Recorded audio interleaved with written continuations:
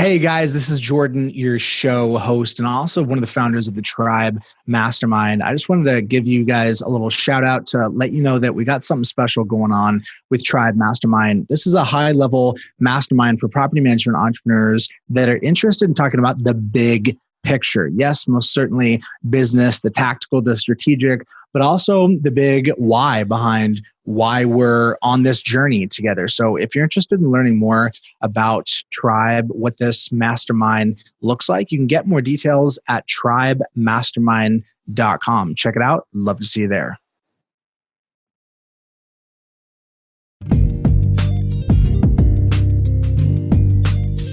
I don't throw darts at a board.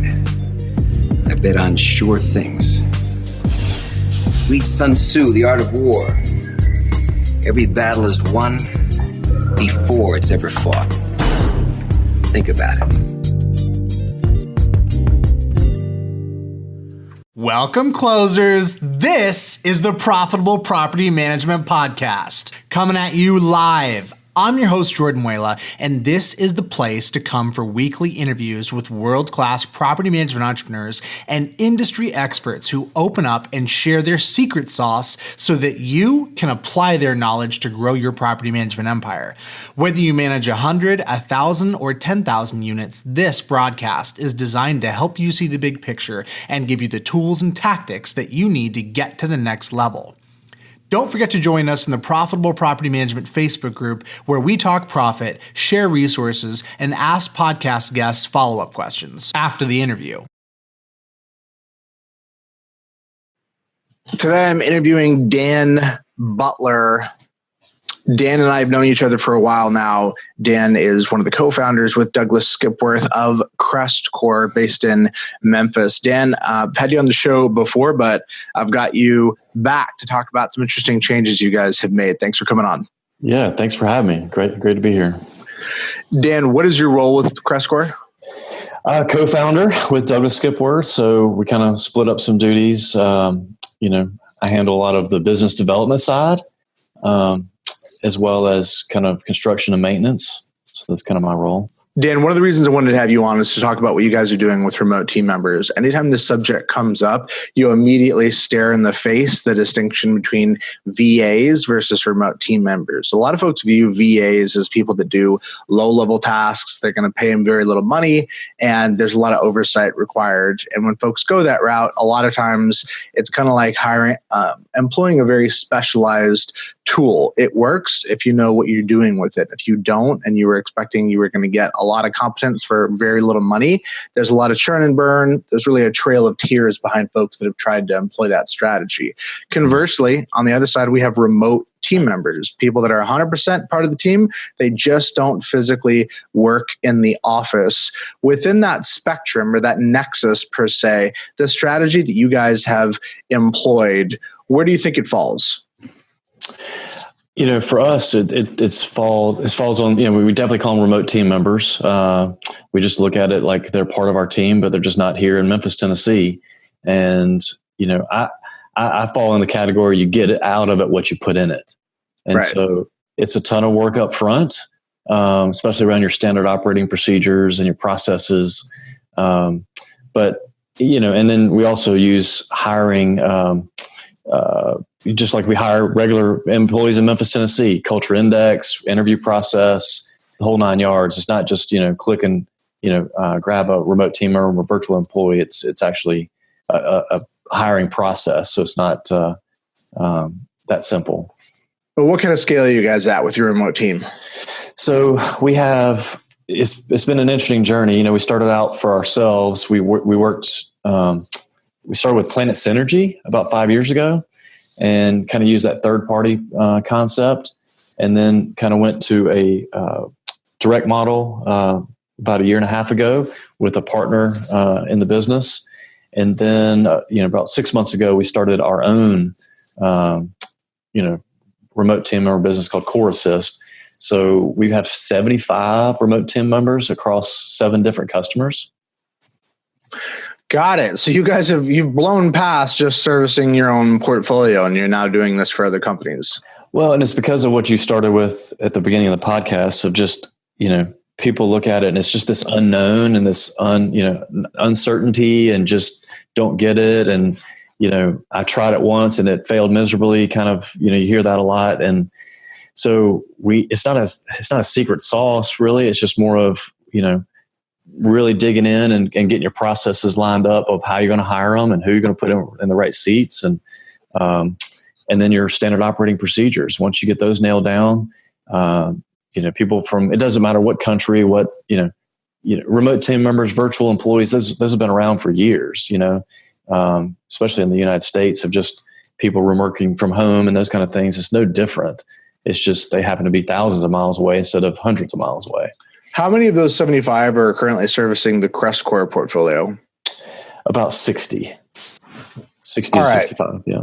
Got it. So let's talk about the structure of CrestCore. Give me the different departments and how do the remote team members fit into that structure? So we basically have, we've got accounting, we got client services, we've got maintenance and resident services. And then we have marketing, we have the brokerage, we have dispatching. So, I can keep going on and on, but each department is broken up like that, kind of departmentalized. We kind of go the departmental method from a property management standpoint. And then, as we talked about our last podcast, quite a few months ago, we have our own separate maintenance company. So each remote team member, there's a group of them per department. And then there's a remote team member supervisor. And so that supervisor is handling the day-to-day of the remote team members' functions within that accounting group or maintenance group or dispatch group. And then that remote team member supervisor rolls up to a manager on site here in Memphis, Tennessee, that oversees that supervisor, who then oversees the remote team members underneath the supervisor. All right. And those on-site managers, they report to who? Are they you and Douglas's direct reports? No, they report to the manager for each business. We have a manager for property management, and we have a manager for the maintenance business, and we have a manager for the brokerage. Got it. I'm taking notes on all those. Yeah. And then those three that you just mentioned, those are your direct reports. Is that correct? Correct. Yes. All right. I was hoping you were going to tell me there was another layer of management. Could be. I mean, you're doing well here, brother. You're working yourself out of a job. Working hard, trying. So let's talk about how we got here. I do not believe all this was in place the last time that we talked, or at least it seems like there's been some scaling here of the remote piece since the last time that we spoke. What flavors of management did you guys go through on the way to getting to this current structure? Yeah, so the last time we talked, we were basically just using Planet Synergy, the third party, that helps a lot of property management companies, and they do a lot of the billing and those kind of things. And we just, we're on version probably 6.0, and especially specifically in the property management business. We tried, people that we hired that locally that we already knew property management. It's like, oh, wow, you did collections, come on over. And really found out quickly that didn't work. So we're probably on our 5th or 6th version of what we tried to set up for our team. And this latest version has just been an evolution. Like I said, we went to some conferences and learned about virtual employees. And, prior to that, let me back up. Prior to that, when I told you, earlier, we, kind of redid our management structure about 2 years ago. We have a highly driven, highly focused team now. And so once they got into the remote team member mindset, and they dug in and really tried to, really figure it out. And so they all worked together and said, we're going to make a go of this and make it work. And that's what's happened. All right. So how would you contrast the strategy that you're employing with Planet Synergy? Like this distinction that I made right out of the gate on the podcast of VAs versus remote team members. Do you intuit that as well? And if so, in practice, what does that distinction look like in terms of what you can get done with either ends of the spectrum? So with Planet Synergy, it was good for us at the time because, it just was processing paperwork. But with that model, you don't get to know the employee. You don't get to know who they are, anything about them, their family, how they work. You're just spitting it into a service and getting a return on that service. On the remote team member side, so that's kind of where the VA model, I would say. On the remote team member side, they're truly employees. And so they are part of our team. We have a core, it's an internal intranet that they're all a part of. That's where all the SOPs, they've put them on the intranet for everybody to see, all the training. They post pictures and award each other, for different things of achievements. And so, they just, we have daily conversations and daily chats and, emails and all that kind of stuff. So they're truly just part of our day-to-day function. Got it. So in terms of the actual leverage that you're able to get with this new model, could we walk through some specific use cases that were aspirational but inaccessible in the former paradigm, but that now you've really embraced whole hog and are seeing some positive results with this current team structure? Sure. So for me, what I think it's done for us and for our clients that we're helping, in property management world, I always say, in the old model, it was more of a zone defense. And what I mean by that is, you've got so many balls to try to carry, what's one you're going to drop today? You know what I mean? Like, what's the squeaky wheel? What's the most important? You're more in a reactive mode. And with the remote team member model, the paradigm shift for us is that we've been gotten laser focused on who and what we can work on. So, for example, we have somebody that's solely dedicated to Section 8 inspections. We have, that used to be one of like 15 or 20 duties for somebody, here in the States or, in the Memphis office. Now, for us to miss an inspection or not get an owner approval or, misstep with a contractor, those mistakes have gone, almost virtually away. And it's because of that laser focus. It's things like that. So even on the client side, instead of having, a couple people helping clients, now we have 8 people helping clients. Now they're becoming portfolio managers, what does that mean? That's a paradigm shift of let's wait for the client to ask us questions, and help get the questions answered versus sending them out rehab updates and leasing updates and, accounting updates and different things. So that's the model we're moving to literally this month of just, one point of contact and just focusing on the kind of the proactive approach to management versus the reactive. Got it. Love it. So in terms of how the remote team actually contributes to that, some of the practical details folks are going to want to know, just the obvious one, where are these folks actually located? We have the majority is in the Philippines. And then we've just started using virtual employees from Mexico. And then we've had a handful from India. So we've had 3 different countries. Interesting. And do you have any early thoughts, opinions, or feedback on the differences within those labor markets? Still trying to figure that out. I think, and I've heard this on several different podcasts, and I feel like it's holding true. India tends to be better, with accounting and kind of tactical, like processing, information. In the Philippines, very good with customer service and empathy and helping clients and helping tenants, getting solutions for those guys. So just a different, in Mexico, I'm still trying to figure that one out as far as just what we're seeing difference in that country versus the others. But so that's what I've seen so far. All right. So the structure for the teams that you just mentioned is that you've got a couple of folks in a given market. You have a supervisor that is based in the same market. Mm-hmm. What does that mean in terms of how the team members are organized within that country? Like, for example, do you have a Philippines office or are they remote within the Philippines? Everyone that we have right now is remote within the Philippines. So we've had some friends that tried to have like a central office and that kind of stuff. And, they tried it for a few months and went back. I just don't see, for us specifically, short term, why it would make sense to go to the central office. I think we get a lot of synergies around having them work from their home and being able to, instead of spending the time traveling and to an office and get involved in office politics, as that can happen. They're just solely focused on getting work done and helping contribute.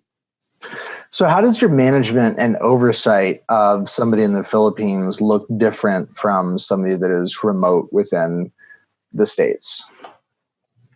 I mean, I just don't see, really, there's no difference. I think, we utilize Google Hangouts a ton, for them to chat and with our Memphis members, as well as, in the Philippines or India or whatever. But, I just don't, I think the way the world's gone, it's just global. And so, a friend of mine was talking about an employee moving to, from South Carolina to North Carolina. And I was like, he was thinking about letting her work. And I was like, it's the same thing, it's the same, it's just distance, that's all we're talking about. So is English proficiency a requirement? Yes, for sure. And what level of English proficiency?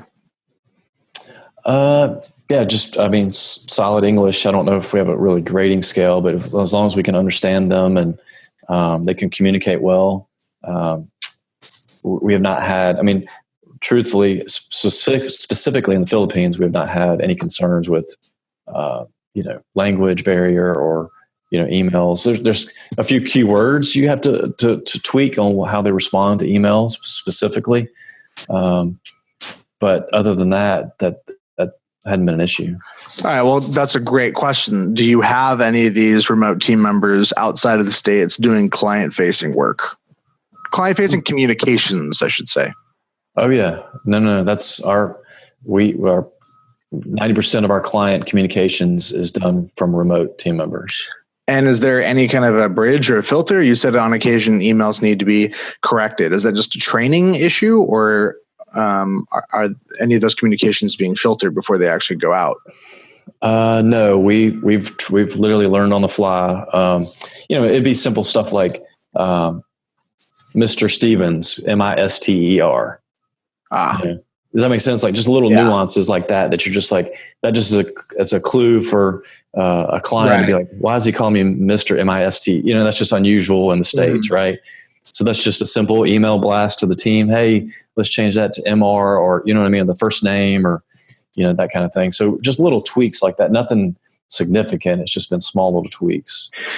So I'm going to keep pushing you on the differences here. Yeah. Well, here's one difference is that you have these folks managed by somebody here stateside. That obviously is not a requirement in reverse. You don't have your stateside teams being managed by somebody outside. Why is that necessary? So that's a great question. I think what we've decided is that as a team, and right, wrong, or indifferent, everybody's got their own, secret sauce or, opinions, but we've kind of said remote team members are more tactical, day to day, get it done. And the people that we have at our corporate office will be more strategic. Mm-hmm. So we want the strategic, local, so they can meet together, band together, and just figure out the next steps to make us stronger, faster, more efficient, more cost effective, better quality, less mistakes, and then disseminate that down to the remote team members as we learn, and grow together. Yeah, that's an interesting distinction that you've made there. Is that criteria that you have hired against, or are you saying that you think that's just a practical reality for remote team members? No, actually, it's a great question, and I know where you're going with that. I think we've actually started the Core Assist business itself is actually being ran by a remote team member. So right now there's nobody, a figurehead in Memphis that's overseeing that business. It's actually being done by a remote team member. So our mind shift in itself is changing as we go. But up until this point, it has been Memphis, corporate strategic versus remote team member, more tactical. So I think we'll see more of that, to be honest with you, as we learn the systems and learn how to hire and who to look for. I think we will have more and more strategic thinkers involved remote.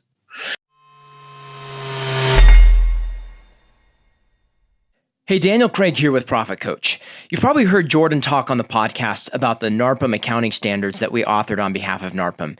This groundbreaking initiative standardizes financial reporting for the property management industry, and we're committed to helping as many companies as possible get on this standard this year.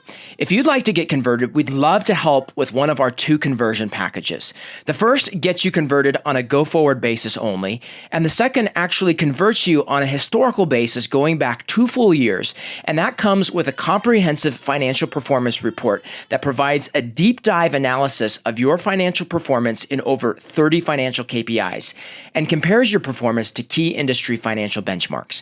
Go to pmprofitcoach.com/NAS for details, and be sure to mention this ad for a special 10% off discount. That's pmprofitcoach.com/NAS.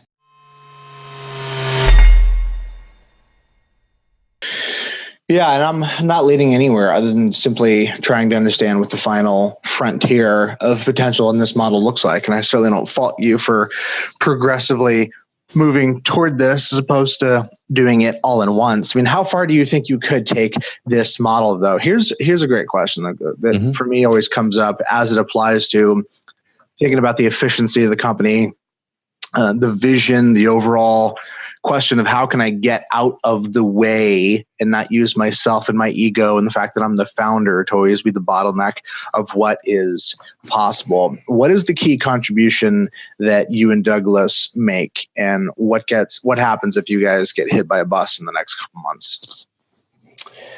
So for Douglas and I think we're trying to be more, trusted advisors, and we made the decision over the last 2 years that each business has a manager running it.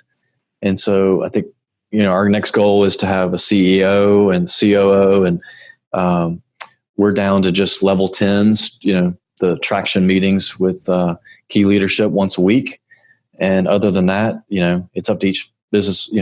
We've incentivized and pay each manager and business unit leader to run the business like their own, kind of entrepreneurship, if you will. And so that's kind of where Douglas and I, and quite frankly, it is from a cash flow and profit side, it's a tougher, road to hoe, if you will, if that's what you want to do. And we talked about this, I think, in the maintenance side, like when we had that podcast, a year or so ago. Some people want to be in that tactical stuff in the day to day, and Douglas and I enjoy just building businesses and creating opportunities and connecting people, and we enjoy the build part. We don't necessarily enjoy the running part, if that makes sense. Right. So you mentioned having worked with Culture Index. Their names come up a couple of times. When I think about what's most exciting about running the business, to me, it's providing opportunity and creating velocity such that competent people with bright futures want to work here because they know there's actually somewhere for them to go. The company has to be and do and look a certain way in order for that to actually be true. The growth that you're talking about and the scale, et cetera, seems to lend itself towards that. Where is the company at right now in terms of scale, either in terms of units or revenue?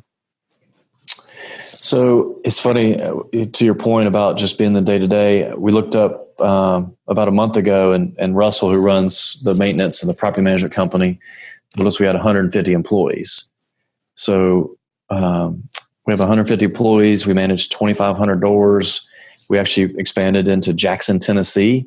So we're actually in 2 markets and looking to do a third. So that's kind of where we're at now. I think we, with 150 employees, by the way, that's half are remote and half are local, just as a, aside.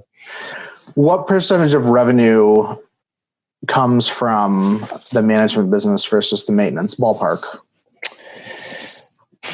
Probably, well, for us, it's probably a third is property management and then 2/3 maintenance. But I think one thing that we've done is, we do maintenance for 2,500 units for Crest Core, but our maintenance company also does about another 2,000 units for other property management companies. So we've figured out how to leverage our technology and our efficiencies for our internal business that we end up going outside. So it's a little bit skewed.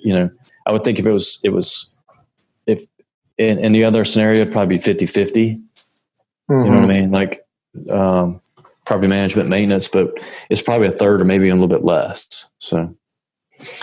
Got it. Okay. So back to the remote side of things, in terms of the impetus or the pressure to build this out, people feel pressure within the organization in different ways. Some people would express a need financially. They'd be talking about labor efficiency or cost as a percentage of labor. Other people would express it in terms of higher, lower quality of service. What would you say was like the pressing trigger that caused you guys to want to do this restructure? Was it more what you saw as a financial need or a client service quality? So it was actually both, to be honest with you. It was, we had a tough time hitting margins with the old structure. And we also had a tough time finding employees at the levels that we could pay, to do, the job that we need to be done. And so, by hiring remote, it's actually gotten us, more laser focused, better coverage, hired employees that care and really want to work and want to do a great job, no matter that the pay scale is different, for where they live. They're making, middle income or better wages, to be honest with you, as you get into this and kind of figure this out. So we like to think of ourselves as, you mentioned earlier about building business and creating jobs, and we're just creating jobs. It's just on a global scale now, not just local. So we're trying to make a global impact on hiring employees and, and then that plays into, running our business more efficiently and effectively and all that good stuff. So when you mention making margin, what about all the infrastructure that presumably was required to actually get this up and running? If it was easy to go hire remote team members in Mexico or in the Philippines, it would be more common to do it directly. Clearly, there's a lot of hurdles to get over. Walk me through you and Douglas kind of hatcheting your way through the jungle as you got to the point where now this apparently is just kind of a seamless, very fluid process. What were some of the stumbles along the way? The stumbles, not having good standard operating procedures. So it's only as good as what you put out there for an employee to do. You had to provide additional training. So one thing that we saw with property management is that, you bring in somebody to do collections, for example, they really need to understand all of the business and not just collections. So we actually do a rotation. They go through each department for several days and work in that department. And so, because you can think about somebody living in the Philippines or Mexico or India, wherever that, housing and tenants and all that kind of stuff is going to mean something different to them than what it does in Memphis, Tennessee. So that's probably the biggest stumbling block that I've seen, is just like training them to understand, how the house process works, from vacancy to tenanted to collecting rent to evictions and all that stuff. And just the thinking thinking like an owner would is another big deal to me. I think, we tend to answer things literally. And so we're trying to teach our employees to answer 2 steps ahead. And some of that comes with that culture index we talked about, hiring the right people that can think that way. So that's part of our navigation is, if you don't have a filter, whether it be culture index or DISC or Colby or any of these, something to give you a gauge of what kind of employee, what behaviors does that employee, whether they're remote or not, what kind of behaviors they're going to exhibit. You could be putting a square peg in a round hole. So when you just flippantly say, I'm going to hire a virtual employee, that's like saying, well, I'm going to hire somebody that's done property management. But like we started when Douglas and I first started, that was just the wrong approach that we had. Yeah. Does that make sense? 100%. I mean, if anything, it really does commodify the labor, right? In some sense, it's kind of like I'm going to hire a donkey or hire a mule. A donkey is a donkey, a mule is a mule. It's a pack animal. Humans are a bit more nuanced than that, and the nature of the job or the function or the role within the company can look quite a bit differently. Give me some more context on using culture index and how that informs the approach. At what point in the hiring process does that insert itself? As soon as somebody applies. So we use it as a filtering mechanism. So we know with culture index, you create profiles of what you want the employee behaviors to look like. And it's a set of dots, how autonomous, how social or analytical they are, how fast-paced or slow-paced, how detailed. All that kind of lines up into a certain profile. And there's like 18 different profiles. And so we just know, in certain jobs that, like our guy that does cold calling, he should not be an administrative task person, but he's great at cold calling. So, but his social's really high. He's very fast paced, and he's got some detail that can, keep up with his notes of who he's talked to and when. And so we knew that on the front end before we hired him, and he's proven to be successful in that role. So that's just one example. But all right, so you're using it on the front side to actually filter, meaning that folks are actually taking some kind of a survey or a test. Correct. Yep, a survey. All right. And does there part of you that wonders if that's maybe too narrow, or do you feel like that's just proven itself and it's sufficiently reliable that everything goes through that pipe? It's sufficiently reliable for sure. Yes.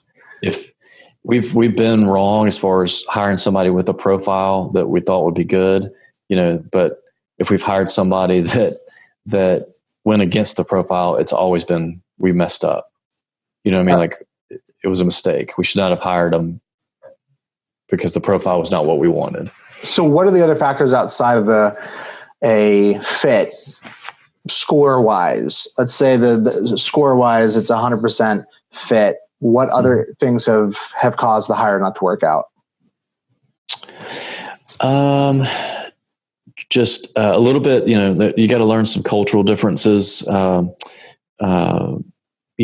Some people don't like reporting to certain people or whatever, some of the typical stuff that you're going to have, whether it's in Memphis or not. So, attitudes, family issues, stuff like that. So then you start just getting into like the normal HR type stuff, that you have to work through. So, that is no different than, being in the States and hiring somebody local. Got it. So as we kind of walk through and navigate this conversation around remote team members, compensation is always going to come up. The compensation conversation is in part informed by how much responsibility folks are going to take on. And typically for VAs, at least, it ain't much, right? And people are trying to pay very little. You mentioned in the conversation previously wanting to have folks get paid a let's say a middle market wage, contextual to where they're actually living. What other nuance or detail can you provide around how you approach compensation for remote team members? To us, it's no different. I mean, we're trying to set up levels, entry level, supervisory, manager, a trainer, so there's different buckets that we have that can lead to more compensation. So we're still working that out, to be honest with you. Like, I think that's something we're still trying to figure out, like what those numbers should. Basically, we want ranges per level, entry level, between X and Y, and and on and up the chain. So to us, we don't see that as any difference. The more that somebody, I'm from the old school of just the more value you create, the more you'll get paid. And so what is that? We just got to kind of find and define what that value creation is for us on the remote team member side. So the levels that you just articulated right now, do folks have a concept of what the pay scale may look like over time when they get hired? Like, is there any way for them to kind of forecast or see what the pay opportunity could look like 5 years down the road? Or is that something that you're saying you're working to expose? Yeah, working to expose for sure. Yep. Got it. And that is something that we do internally with our team members in the Lead Simple side within the engineering department. It's kind of like what you're talking about by providing a letter grade of A through F and then exposing the expectations, the amount of for the job role, the amount of time that should be spent in that role, and the pay associated with it. We're kind of externalizing our thinking about the overall path, and it really makes it a lot more, I guess the idea is that it makes it more merit-based rather than my ability to negotiate a raise based. And that's really, particularly for a product-led team, what we're wanting to do is to have more of a meritocracy. And I think that would apply more broadly than software, but the truth is I haven't done it outside of there. So we'll have to see. So back to some of the other kind of common questions that come up here. The workflow, the tasks, what does the software setup look like? I mean, is this one of those situations where you're trying to check people's screens every 10 seconds to see what they're doing? Like, how do you manage just the day-to-day workflow of operations? Is there any additional software you're using, or was it all the same stuff that you were using to manage stateside before?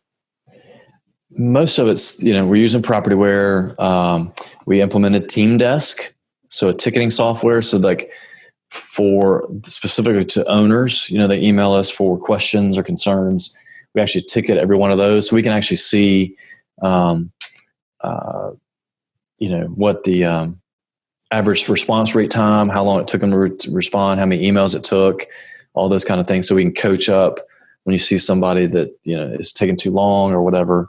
But we're not taking screenshots. That's something that we've looked at, but so far we just haven't had that big of an issue with people just quote unquote not showing up. We are so busy and just so much going on, and the train has to keep moving that, the team knows when somebody's not participating or not, engaged. So that kind of works itself out the natural way. And then, so every, like even like phone calls for maintenance for tenants calling in, we track all the calls, how many calls, average time per call, per RTM. So you kind of see who's carrying more weight or less weight. And then you kind of dig into why there's a difference, and there might be because they have, another responsibility they're helping with or something like that. There might be a real good reason, or is it truly a performance issue or whatever? So we're definitely trying to get down to that traction method where everybody's got a scorecard, like as far as a measurable that we're holding each, remote or local team member accountable. It doesn't matter.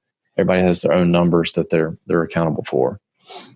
Yeah, I love that. So back to EOS, we talked about that last time around.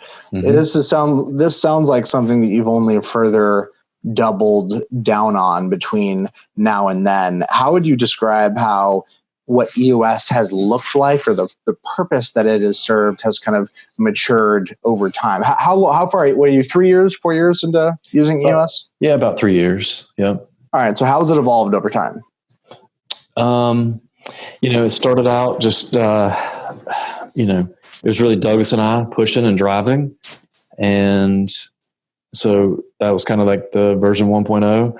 And now, each business has their own level 10s, and Douglas and I are slowly pulling out of the individual business level 10s and more going towards a high level, just overarching for all the businesses level 10. So getting more and more high level for us as far as the metrics, where we're more focused on, net revenue, net margin, number of clients, those kind of numbers versus how many leases we did or how many renewals or how many work orders we completed. Does that make sense? Like, absolutely. Yeah. So those numbers now are driving down to the department level, and Douglas and I are extracting ourselves from that department level to more of a high level global for overarching for all the businesses. What do you do to continue to develop yourself as a leader to not experience a Peter Principle situation where, come to find out, the company was expanding, but you weren't? Like, how do you continue to develop yourself? Douglas and I both have this passion for learning. And I was just had breakfast with the guy this morning. We were talking about that. Like, you always have to be, learning. And part of learning too is teaching others.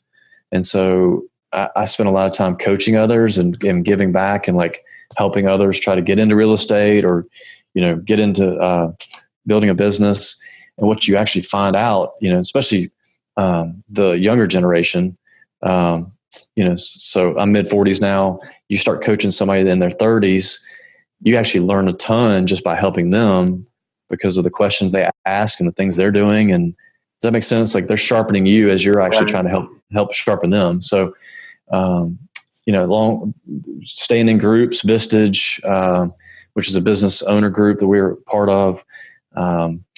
Just always talking to people and meeting people. I have lunches every day with somebody, either a peer or mentor or somebody I'm mentoring.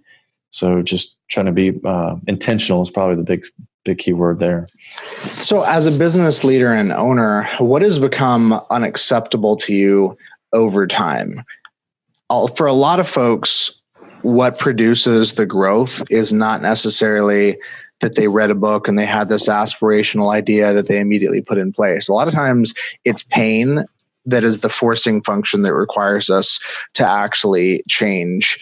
So can you think of any tasks or job roles and responsibilities within the last 12 months that you've just determined were not a fit for your unique ability and have kind of like had enough is enough kind of mentality and forced yourself to offload and delegate? Wow, that's a great question. I think our team has been pushing to own more and more of the business. And so, we've been trying to, Douglas and I have read and listened to a lot of podcasts around strategic coach and really trying to help each other. And, I think for me, I love, coaching people, and I love doing deals, like putting a deal together, where it be a new property management company or a package of houses or creating the opportunities to create a new business. So that's kind of where my focus is. And, Douglas loves connecting people. If he knows Jordan's looking for X and he meets somebody that needs X, he's going to connect you guys and make that introduction. And, not really looking for anything in return, but just trying to help the world move forward. So, I think for me personally, I've gotten out of getting more and more out of client relations, like helping the clients. I'm trying to let the team, they're trying to push me to that level of, hey guys, we got this. Dan, you don't need to be involved with this client, issue or concern or whatever that might be. We'll take care of it. You go work on the things that you're good at. And so as a business owner, that's been hard for me to let go because, you build this thing from scratch. You got, a lot of pride and, ownership in yourself of just, your reputation. And so letting that go has been tough, but it helps the team grow. So one of the things that I've tried to do to help that is just try to not be in the office, which sounds kind of weird, but if I'm not here, they can't ask me questions and I can't be in, I just learned that a long time ago. And my manufacturing history, so when I was at the plant, if I was walking the floor, I would get stopped 10 times to ask how to do something. But if you're not around as much, those guys figure it out, they make solutions. Now that might be the wrong solution. And that's where the coaching opportunity comes in to coach them on how to make it better. But we'd rather people make decisions and fail versus either waiting on us or make no decision at all. Yeah, that's great, man. If you hired the right people, they are capable of making decisions on their own, and you need them to do so in order to get the kind of performance that the company needs in order to free you up to do the thing you need to do in order to build the bigger future. So it's really, it's a discipline, but it's a discipline that is required to have that bigger and brighter future. What I found in my career is that by having clarity over time that I wanted to do something bigger than one specific entity, it allowed me to be busy enough and to behave in such a way that it did create space for other people to step up. And sometimes it was too much space. Like sometimes what it also created was it exposed a need and a deficit that couldn't get papered over with my late night effort. Like it exposed the fact that there was actually a need to actually make a new hire and to put that person in place. I love that you're pursuing that path and that you're operating at that higher level. I would love to just kind of round out the conversation talking a little bit about finance and the approach that you guys apply to actually managing the numbers within the business. I'd say the vast majority of property management entrepreneurs don't have any kind of a strong finance background. I don't know if that's the case for you or not, but I'm curious how your approach to finance and your financial IQ has evolved over time. Like what were the numbers? How has your awareness and how is the numbers that you're looking at different 2 years ago from now? I think with property management, you can have 100 different things you track. And I think that when Douglas and I first started, we were trying to track all those. So I think what we've evolved from is like, number one, trying to figure out how to track them and that they're accurate. And then number two, what are the 3 to 5 that we want to track that are most important to us? And we have to trust that the team is then tracking the rest of those numbers. So to us, net margin is probably the biggest number that we're laser focused on. We truly believe that if you're going to be in a business, it really needs to operate at a 15% or greater net margin. And if you can't get there, then you probably, should you be in it? I just don't, that's to be determined, but that's kind of probably, if you ask one number, that'd probably be the one number that we're laser focused on, that each business at least gives us a return on investment of 15%. And so when you say this, each business, are you running each of these? These are 3 separate sets of books. Is that correct? Well, we have our personal property portfolio. So, and then we have CrestCore Property Management. Then we have City Light. Then we separated. So to your point, since we last talked on the podcast, we had separated City Light into 2 entities, City Light and Core Build. And City Light does just maintenance. That'd be like maintenance, like plumbers and HVAC. And Core Build is your rehabs and rent readies. And it was because I guess I'm answering as I'm talking, but we need to be laser focused on determining what the numbers are for that business. It was hard to tell maintenance versus construction because you'd use construction guys for maintenance and maintenance guys for construction. Right. And it would get all intermingled and you couldn't ever tell which one was really doing, making money. Now that we're starting to separate them, you see, oh, wow, maintenance is very profitable and doing well. Construction, man, if you don't have the volume for the overhead you have and all that stuff, this is us. I'm talking about for us personally with your estimators and project managers and field techs and all that stuff, that you got to have a certain amount of volume where it's even worth doing. And so by separating the businesses, if you got, listeners out there, the more you can separate them, and maybe even if you just can separate them by department so that the numbers are very clear for that department. Right. You know what I mean? Versus jumbled into one P&L, and I've really seen this while like looking at other property management companies to buy, they're so mingled that you can't tell what's what. And so that's one thing that we've really learned is like, just keep splitting that apart so that you can focus in on each business, even though they're all related and you could really sum them up into one.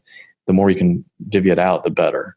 Yeah, that's great. I mean, obviously, breaking things into a separate business is a heavy-handed approach if all you're wanting is financial clarity. But it does speak to the fact that financial clarity is the function of accounting. There's a lot of folks that still orient towards accounting as something you need to do to understand your tax obligation. When in reality, the core function is actually providing financial clarity.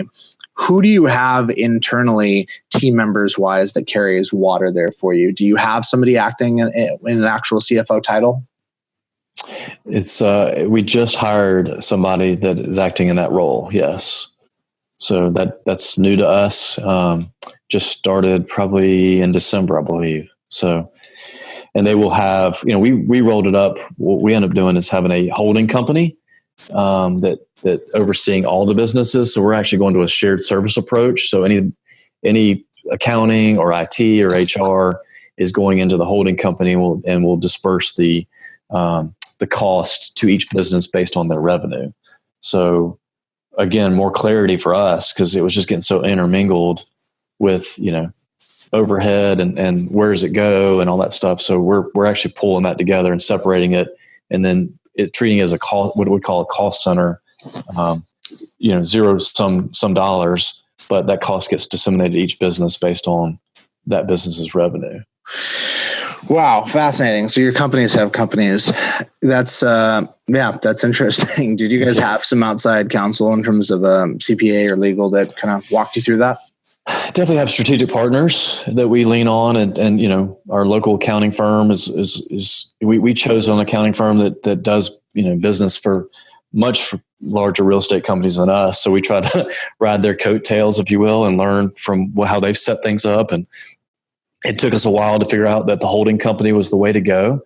So that was kind of driven by the banks wanting to have a global number, versus 10 or 15 different individual numbers for each business. So it's definitely been a journey, but we've leaned on banks and the accountants and mentors to teach us, kind of how to set that up for sure. Interesting. Well, this is stimulating, man. There's a lot more to talk about. Obviously, we could have gone on for a couple more hours, but we don't have that time. The next time you're in Austin, let's definitely break bread. I want to hear more about this holding company strategy. It sounds like one of those advanced tactics that's going to not be relevant for 90% of those listening, but it still is really intriguing. So I'm picking up what you're laying down.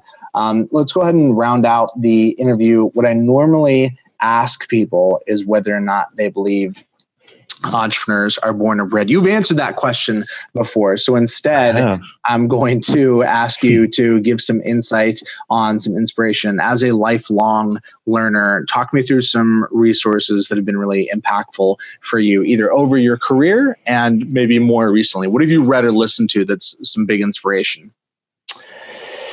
When I first started out in management and operations, Dale Carnegie, How to Win Friends, Influence People was probably the most, influential book that I've read probably 3 times now, and will push to have my kids read. The last year has been Strategic Coach and all the podcasts related to Dan Sullivan and his coaching, just because he's so focused on helping you only work on what you can do and what you should be doing and what you'd love to do. So when you operate in that space, and it's a mindset shift, and it's definitely stepping over into a different league of just, only working what I love to do and what only I can do. If I'm doing $20 an hour work, throughout the day, my business is really suffering. You know what I mean? I'm holding my business back. I need to be working on, quote unquote $500 type work, $500 an hour type work, not $20 an hour per work. Does that make sense? 100%. So that'd be my key for this past year is probably Strategic Coach. All right. Shout out to Dan Sullivan. Yeah. Absolutely. I cannot get enough of that guy. He is a fascinating character. And I was commenting on another podcast that his selective incompetence is fascinating to me. When you hear him talk, it's really clear that there is so much that the guy is just clueless about, like technology, for example. And it doesn't matter because that's not his unique ability, and that's not where he's trying to make a contribution. And if I remember correctly, the guy said he outsources driving. He doesn't drive himself around. He's probably a terrible driver. But you know what? He is laser focused on what really matters for him. Well, that's just like, I'll give you one quick one before we leave is, I've always kind of wanted to write a book, just to kind of my journey through, manufacturing and real estate and that kind of stuff. And that just seems so daunting. But what I learned from him is like, he's an author, not the writer.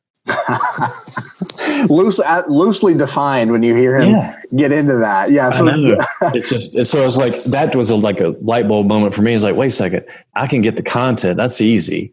But having somebody else to write it is going to be, that was a pretty cool thing to think about, and just for the future, put that nugget away. So yeah, absolutely. So what I recall hearing him talk about that, he basically describes the value chain. With the production of any good or service, there's a value chain of all the constituent pieces of service delivery, and so he breaks it down and he starts talking about there's one guy that comes up with the idea. There's somebody else that produces the outline. There's somebody else that does the artwork, design, distribution, etc. And he basically describes going from everything and then working himself back until right now he's basically coming up with the concept and having a couple meetings to flesh it out verbally, and everything else is being done for the guy. But guess whose name is on the book? It's his. That's right. There you go, my man.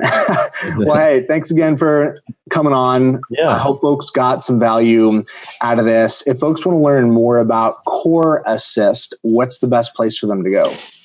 Yeah, that's a great question. Just I would start with russell.alt, A-L-T, at coreassist.com, or you can check us out on LinkedIn at Core Assist. So those are two quick, easy ways to get a hold of us. All right.